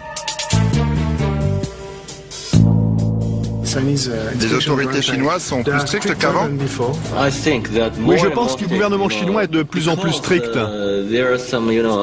Parce que vous savez, il y a eu des très mauvais échos de l'étranger sur nos produits qu'on fabrique en Chine. Alors le gouvernement chinois est très attentif à ce problème et il est de plus en plus sévère avec nous. Le gouvernement voudrait qu'on rétablisse une bonne réputation sur l'ensemble des produits chinois vendus dans le monde. C'est donc de plus en plus sévère. La nouvelle bataille de l'Empire du Milieu est engagée, se débarrasser de sa mauvaise réputation et regagner la confiance des consommateurs. Bonjour. Service vétérinaire. Au cœur du mois d'août, dans un snack des Bouches-du-Rhône, descendent des services vétérinaires. C'est quoi ça? J'ai l'impression que c'est un sac de propreté des plages de Marseille, Provence Métropole. Dedans, il y a des tranches de viande congelées. Il n'y a plus d'étiquette, donc je ne peux plus rien dire de cette marchandise. On n'a plus d'usine où ça a été produit, où ça a été découpé, on n'a plus de fabrication, on n'a plus de date de péremption, on n'a plus rien. On a un sac poubelle. Donc ça va aller avec ça. Tout au long de la chaîne alimentaire, les aliments disposent d'une sorte de carte d'identité qui consigne les informations indispensables à la protection du consommateur. Si, comme c'est le cas ici, le restaurateur ne peut fournir ces renseignements, les vétérinaires détruisent les aliments. Pourquoi est-ce que vous utilisez du liquide vaisselle pour détruire les aliments? Parce que ça communique un goût qui empêche complètement la réutilisation de l'aliment. Nouvelle découverte dans ce réfrigérateur. Qu'est-ce que c'est ça? Ça c'est pour nettoyer les pinceaux, je sais pas. Non, c'est ignoble. Il est où le gérant là? Qu'est-ce que c'est? S'il vous plaît.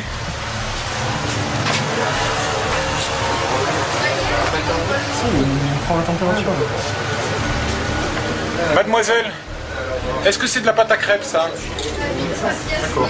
Oui. Quand est-ce qu'elle a été fabriquée? Je travaille pas dans la cuisine, monsieur. Oui, non, mais et le monsieur qui travaille dans la cuisine est parti d'après ce que j'ai compris. Il est parti, c'est pas mon problème non plus. Oui, oui, non, c'est pas votre problème. C'est le mien là, de savoir quand est-ce qu'elle a été faite. Là, ça devient difficile quand même de laisser ça à la consommation. Hein. Moi, j'ai aussi quand même la responsabilité immédiate de sortir de la consommation ce dont je pense que ça pourrait rendre les gens malades. Bon, là, on a manifestement un produit nu qui est stocké dans un réfrigérateur. Le réfrigérateur n'est pas propre et le produit est directement posé dedans. Hein. Donc ça, c'est une erreur que même dans un frigo ménager, je pense, la plupart des ménagères ne feraient pas. Ça sent pas le frais en tout cas. Il y a des jus de poule. Et c'est déjà trop sec pour quelque chose qui a été découpé ce matin, soi-disant. L'aspect de ce poisson, il n'est pas normal. Et lui, il sent pas bon. On a des œufs comme ça qui sont durs, mais complètement cassés. Toutes les coquilles sont cassées. L'œuf, il est protégé tant qu'il est dans sa coquille intègre. Quand il baigne dans un jus comme ça c'est un milieu de développement des microbes. En plus, un œuf dur, il ne sera pas recuit ensuite. Donc il sera coupé tel quel dans la salade. Et là, pour moi, il y a un danger majeur.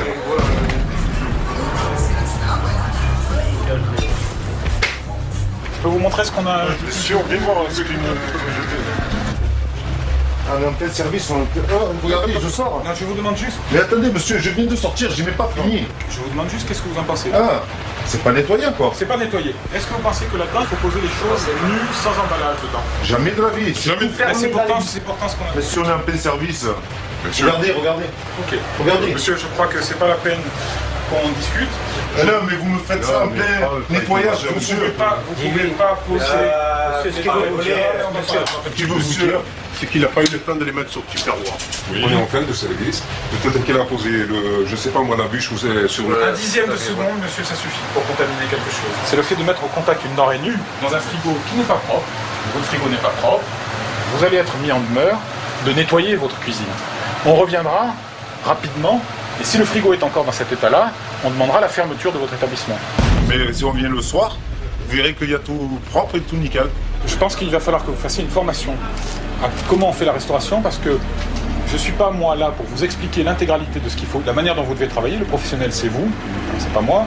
Je ne peux pas tout vous expliquer aujourd'hui, surtout si vous devez être d'accord avec rien, et surtout si vous pensez... Je suis d'accord avec vous. On peut penser si vous pensez qu'on peut poser un fromage sans son emballage dans un frigo sale, vous n'arriverez jamais à nous entendre. J'espère que vous passez dans tous les commerces, comme ça au moins c'est clair, quoi. On verra qui est propre et qui est pas, quoi. Palavas-les-Flots, l'heure de la baignade. Et aussi celle des beignets. Petits et grands en redemandent, ils s'en consomment des milliers chaque jour. À la myrtille, tiens mademoiselle, ils sont chargés à bloc, hein. Je rigole pas moi. Ça marche très bien, les beignets ça marchera toujours. Je crois qu'il y aura des enfants, on vendra des beignets sur la plage, il n'y a pas de mystère. La saison est courte, mais vendre des beignets est une activité très lucrative. Ce qui aiguise les appétits et attire des fabricants pas toujours très regardants sur la qualité. Alors comment sont fabriqués les beignets? On achète toujours à la même personne depuis des années, donc on lui fait confiance. On se pose pas la question? Non, on se pose pas de question, sinon on n'en achèterait pas, je pense. Les beignets, tout ça, jamais de la vie, même pas gratuit, je goûterais un beignet de là, moi. J'ai peur avec le soleil que ça tourne un peu, que c'est un peu mauvais. Donc voilà quoi, manque de confiance. J'ai vu plein de fois des choses, les frigos, tout ça, comment ils sont, la propreté, tout ça, j'ai pas envie d'attraper quelque chose à l'estomac. Hein. Moi je préfère mourir de faim que de manger quelque chose de bord de mer là. Pour connaître les secrets de fabrication des beignets, il faut se lever aux aurores et quitter le bord de mer. Donc là on va aller procéder au contrôle d'un atelier saisonnier de beignets et de chouchous. C'est un établissement que j'ai contrôlé l'an dernier et pour lequel j'avais dressé une police administrative, c'est-à-dire une injonction d'effectuer un certain nombre de nettoyages et de travaux. Donc je vais m'assurer de la réalité de cette réalisation. Service de contrôle, je peux voir le patron s'il vous plaît? Il est pas là, je l'appelle. Appelez-le, oui. Le patron est absent, Gilles de Mangel interroge les employés. Il a été changé quand l'huile? Ce matin? Tous les jours vous la changez ou vous la filtrez? Non? Non, tous les jours on met du nouveau l'huile. Et ça c'est quoi? Ça c'est de l'huile sale. Qu'est-ce que vous en faites? Après on le vide ou dans le WC ou dans le pour le Non. Ben bon, je ferai ça, patron. Mais l'huile, c'est un produit dangereux, on ne peut pas la jeter dans les WC ni dans la nature. Il faut absolument la donner à des récupérateurs, il y a des gens qui sont là pour ça. Ça a besoin d'un nettoyage. Hein. C'est quoi ça? Ça, c'est une fabrique de chouchous. Non, de chichi, comme on dit. Les chouchous. Chouchous. C'est une bétonnière, qui vient une bétonnière. Hein. Donc il a enrobé de cuivre. On y jette les cacahuètes, le sucre et le chocolat. Et puis ça se mélange. Et fini, ça donne ça. Les premières fois où je suis venu dans cet établissement, il chargeait à la pelle. Comme on aurait dit une bétonnière. Une demi-heure plus tard, le patron arrive. Bonjour. Alors on s'aperçoit malheureusement que déjà par rapport à l'an dernier, il y a de nouveau un manque de nettoyage évident. Alors là, de toute façon, tous vos paniers sont sales. Alors rendez compte, regardez. Non, Normalement, je les trempe dans l'eau chaude. Et je le fais au Karcher. Il faut le faire. Vous enlevez tous les papiers, vous les nettoyez. Voilà. Hein? Ce matin, tout ça. Hein? Et je ne m'en vais pas tant que je n'ai pas vu le nettoyer. Ça, je ne peux pas vous le laisser faire comme ça. Regardez. C'est gouttes sur des produits. Vous avez mis des cartons d'emballage, des papiers. C'est des cartons de quoi ça? C'est le carton de farine. Le problème qu'on ne sait pas, c'est où ça a été stationné, où ça, le nombre de temps, on ira voir les réserves. Vous avez une table en inox, faites une table en inox. Évacuation. Elle se ferme par un bout de bois, un montage artisanal, ça? Non, on les cache parce que comme c'est ouvert par l'extérieur, on a peur que les souris ou un rat qui rentre, alors ça on le bouche pour le rien qui rentre. Pourquoi vous ne mettez pas une grille? J'ai mis une grille, il est parti. La grille est partie? C'est-à-dire elle est cassée. Il faut la changer. Qu'est-ce que vous faites de l'huile? Il y a des gens qui les prennent, les mélangent avec le gasoil, les mettent dans la voiture et voilà. C'est la première fois que j'entends que ça marche à l'huile de friture, les moteurs diesel. On va peut-être en penser pour l'administration, ça va être moins cher, je ne sais pas. Hein. Je vais en parler à mon ministre. Moi, je n'ai jamais essayé, mais sinon, je ne sais pas comment ça marche. Alors, vos vestiaires, ils sont sales, il y a une odeur, il n'y a pas de quoi se laver les mains. Ils ont qu'un vague savon qui n'est pas bactéricide, il n'y a pas d'eau chaude, c'est de l'eau froide. Et je vous assure, est-ce que vous croyez, très sincèrement, que les gens, quand ils viennent des toilettes, ils vont avoir envie de se laver les mains dans un environnement pareil? Franchement. Vous le feriez, vous? Regardez. Toile d'araignée partout. Moi, je peux pas le tolérer, ce truc. Hein. Ça, je vous le dis tout de suite. Tout est à nettoyer, tout est à revoir. Bon, alors ça, est-ce que c'est avec des fourmis? Vous avez vu? Ah non. Vous allez le faire dehors, pas dedans. Huile douteuse, absence d'hygiène, les beignets sont fabriqués dans des conditions insalubres. Qu'est-ce qu'on risque si on mange un beignet mal préparé ou mal conservé? Alors le beignet est un produit qui n'est pas d'origine carnée, puisqu'il contient que de l'eau, de la farine et du sucre. Donc il n'y a pas un produit à risque bactérien comme un poisson, de la viande, du jambon, ce genre de choses. Le seul risque qu'on a, c'est que compte tenu de la chaleur, des fluctuations de température, il y a une certaine dégradation du produit qui peut entraîner des indispositions passagères, style diarrhée, style maux de ventre, un peu ce genre de choses qui n'est jamais très agréable. Puis quand même, vous avez un environnement, là, il faudrait aussi faire du nettoyage. Hein. Regardez ça quand même. Je sais pas, moi, je vous assure que j'ai pas envie de manger un beignet. Hein.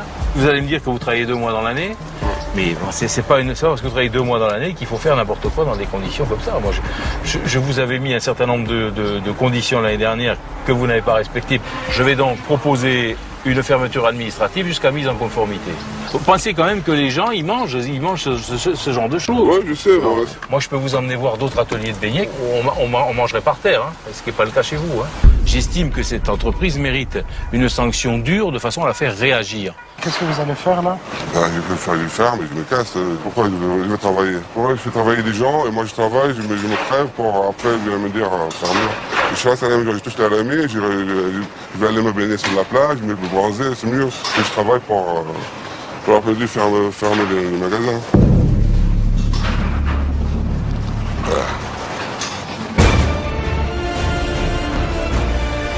Le saucisson est fabriqué en Corse, donc on peut estimer que c'est du saucisson corse.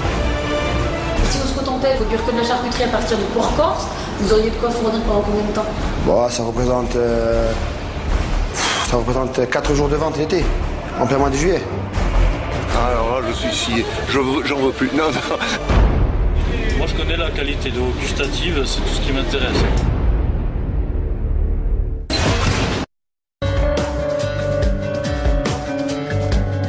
L'île de Beauté est connue pour ses villages ensoleillés, son maquis et ses cochons sauvages que l'on croise sur les routes. Ils sont l'attraction de 3 millions de touristes chaque année. Ils sont aussi la publicité vivante de la fameuse charcuterie corse. Pourtant, certains commerçants préféreraient garder pour eux le secret de la fabrication. Stéphane est un irréductible du savoir-faire corse. Il élève ses cochons et fabrique lui-même sa charcuterie. C'est un jour important pour les cochons, ils partent en finition. Ils passeront 1 mois et demi à la recherche de châtaignes, un luxe indispensable pour ces futurs jambons de qualité. Et maintenant, ce qui les intéresse, là, c'est les châtaignes. C'est ça, hein, ces châtaignes sont petites, mais enfin, eux, ils les trouvent quand même. Hein. Et ça leur donne un goût spécifique, la châtaigne? Oui. C'est-à-dire que maintenant, là-dedans, ils vont engraisser. Et le gras qui va être autour du jambon, ou autour le grain intramusculaire même du jambon, de la coque, quand ils ont mangé la châtaigne ou quand ils ont mangé le gland, ça donne un goût qui est spécifique, vraiment spécifique à la charcuterie. Ah, c'est un goût de noisette, comme on dit, c'est un goût, ça fond, c'est une charcuterie qui fond sous la langue. De ces cochons, Stéphane charcute la pièce maîtresse, le prisout. Ce jambon sacré en Corse demande 3 années de travail, du porcelet à l'affinage. Alors il ne produit que 250 jambons par an. Il lui en reste un dernier et il le déguste avec un ami entre connaisseurs. Donc on a le gras qui est rosé, là, la viande qui est très colorée. C'est extraordinaire. La meilleure façon d'en parler, c'est d'en manger. Quand on le goûte, on ne peut plus s'en passer. Parfait. Et pourtant, ce jambon de prestige n'a pas d'appellation d'origine contrôlée. D'ailleurs, en Corse, la charcuterie dans son ensemble n'a pas d'AOC. Du coup, tout le monde fait un peu ce qu'il veut. Alors comment reconnaître la vraie charcuterie corse? Où la trouver? Y a-t-il des arnaques? L'enquête commence sur le pittoresque marché de Porto Vecchio.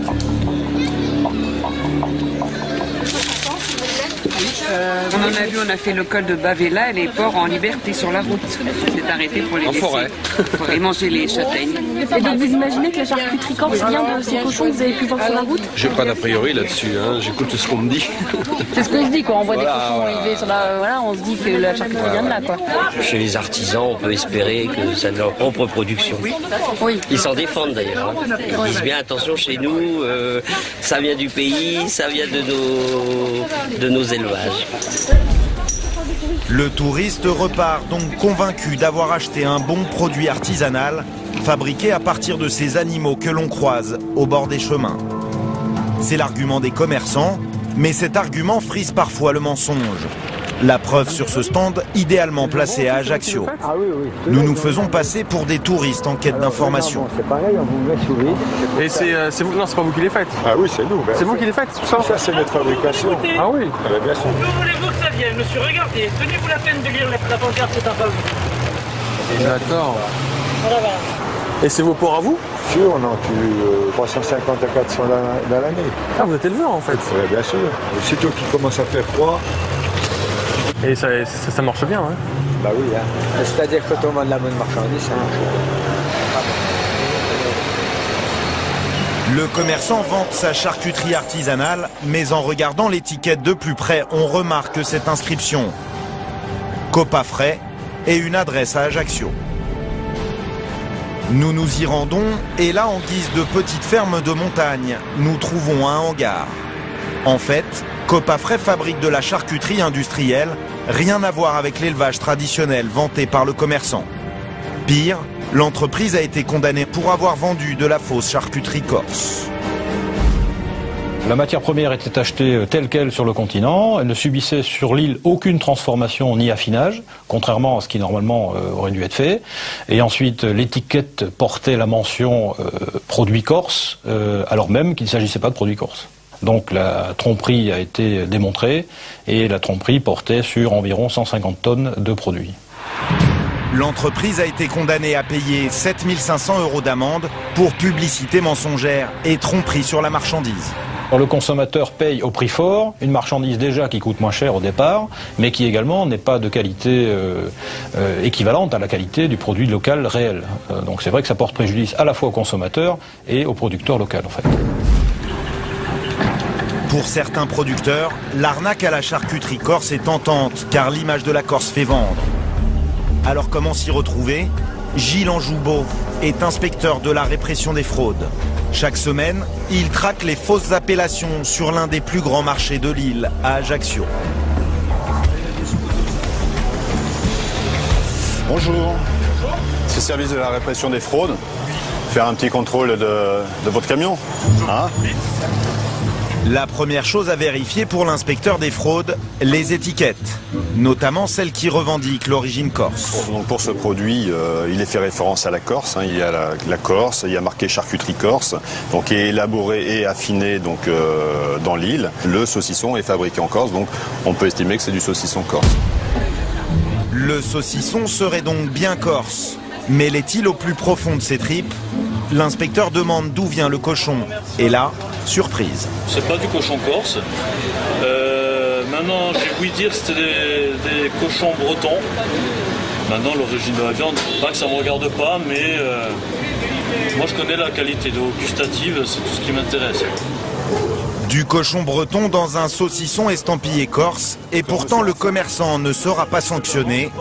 Tout est légal. Toute personne qui fabrique une charcuterie en Corse peut faire référence à la Corse, quelle que soit l'origine de la matière première, dès lors que c'est charcuté, salaisonné en Corse. Les charcutiers corses ne sont donc pas obligés de préciser l'origine de la matière première et du coup, ils peuvent utiliser d'autres cochons que ceux de l'île. Quant au fameux âne corse, il ne finit jamais en saucisson, même si c'est un produit incontournable du marché. Donc c'est un saucisson d'âne corse, enfin saucisson d'âne fabriqué en Corse, comme il est mentionné. Mais bon, ce qu'il faut savoir, c'est que c'est pour les touristes. Les Corses n'ont jamais mangé leurs ânes, et c'est de la viande d'âne qui vient de l'Amérique du Sud. Mais jamais les Corses n'ont mangé leurs ânes. Moi-même, j'en ai jamais mangé. Voilà, donc bon, après, ils veulent en acheter, ils en achètent. Mais alors que se cache-t-il derrière ce saucisson d'âne? La réponse se trouve dans un village de Corse du Sud, Bastelic. C'est le bastion de l'un des plus gros charcutiers de l'île. Gilles Anjoubeau continue son inspection. Monsieur Pitiloni, bonjour. Bonjour, comment allez-vous? Très bien. Bon, on vient faire une petite visite de votre entreprise. Faire un contrôle.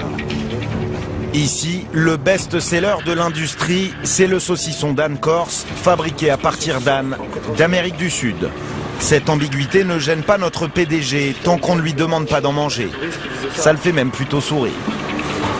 Sachez bien qu'on n'abat pas nos ânes en Corse, au contraire, on est fidèle à nos ânes. Vous voyez, là, il y a un âne sur la Corse. Oui. Ça peut être un peu trompeur quand même. Le consommateur se dit qu'il mange de l'âne corse. Non, oui, mais il mange du saucisson d'âne corse. On joue sur du les saucisson mots. d'âne corse. Non, on ne joue pas sur les mots. Puisque vous voyez, monsieur Anjoubeau va vous le dire. Saucisson d'âne, c'est l'étiquette. Saucisson d'âne fabriqué en Corse. L'âne corse peut dormir sur ses deux oreilles. Quant au reste de la charcuterie, c'est un peu la même histoire. Donc là, vous êtes en fabrication de quel produit? Du saucisson, pur porc. D'accord, on va regarder les bacs. Chez notre industriel, on fabrique tous les classiques de la charcuterie corse. Coppa, Lonzo, Figatelli. Et la matière première, ce sont ces carcasses congelées importées du continent, voire de l'étranger. Le PDG assume cette petite cuisine, c'est la recette pour produire moins cher. Donc là, c'est du porc qui vient d'où? C'est quoi? C'est Espagne. Ouais. Et quelle est la différence de prix entre ce porc-là, par exemple, et un porc corse à l'achat? Celui-là, sur pied, c'est un porc qui vaut 90 centimes à 1 euro le kilo. Et un porc corse, vivant, ça vaut entre 2,80 et 3,20 €.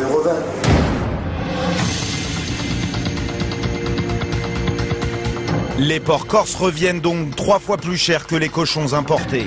Alors chaque matin sur le port d'Ajaccio, les navires arrivent du continent remplis de carcasses de porc, d'ânes ou de sangliers. Sur les 11 000 tonnes de charcuterie corse vendues chaque année, seuls 10% sont issus de cochons élevés sur l'île. 90% de la charcuterie qui est vendue en Corse est faite avec de la viande de la communauté européenne. Alors on n'a pas à se cacher là-dessus, on est obligé. Quand vous voyez qu'en Corse, il est abattu 4 000 à 4 500 porcs, donc avec 9 000 jambons sur le marché et il s'en vend 60 000 sur la Corse, on a de quoi se poser des questions. Donc, Et si on se contentait justement de produire que de la charcuterie à partir de porc corse, vous auriez de quoi fournir pendant combien de temps? Bon, ça représente 4 jours de vente l'été, en plein mois de juillet.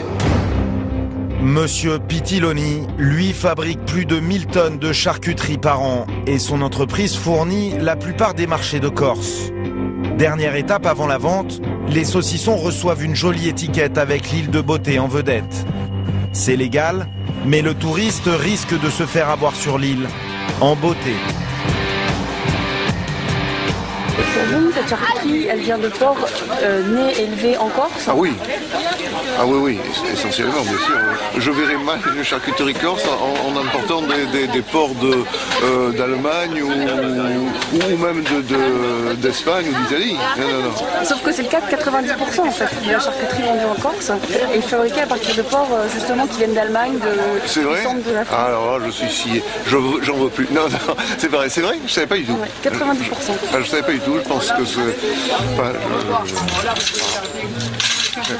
c'est étonnant quand même. Tout à fait. Vous auriez jamais dû me dire des choses pareilles. Eh oui, on est un peu déçus, non? Ah oui, tout à fait, ouais. Mais là, je suis sûr que c'est pas le cas.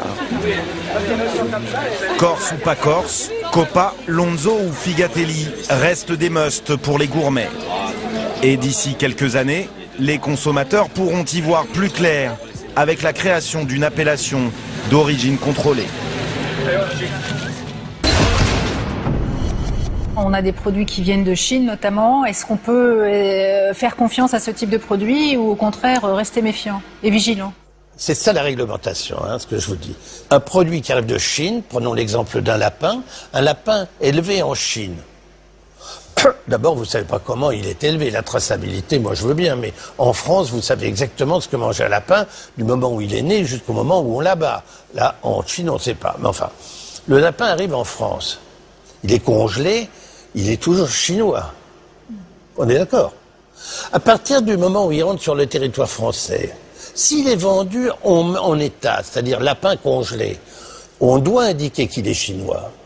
Mais si ce lapin, il est décongelé, désossé, et qu'on en fait un pâté, le pâté devient français. C'est cette législation qui est absurde. Parce que à partir de là, toutes les trahisons sont... La transformation n'excuse pas l'origine. C'est ce que je pense profondément. On n'arrête pas de faire chier les gens avec une législation tatillonne. On est devenu hygiéniste, mais à un point qui devient presque obscène. Et sur des trucs comme ça, on nous embête avec la traçabilité, alors qu'en réalité, la traçabilité, elle n'est pas respectée quand les produits arrivent de l'étranger. C'est ça qui n'est pas normal. Et c'est là où le législateur a vraiment un rôle à faire. La malbouffe n'a pas fini de sévir. Au nom du sacro-saint rendement et des intérêts commerciaux, l'industrie agroalimentaire continue de mettre sur le marché des produits qui peuvent se révéler dangereux pour notre santé. Les scientifiques et les spécialistes de l'alimentation tirent le signal d'alarme. Il est urgent de réagir contre la malbouffe. Ce 90 minutes enquête est terminé. Merci de nous avoir suivis et à très bientôt.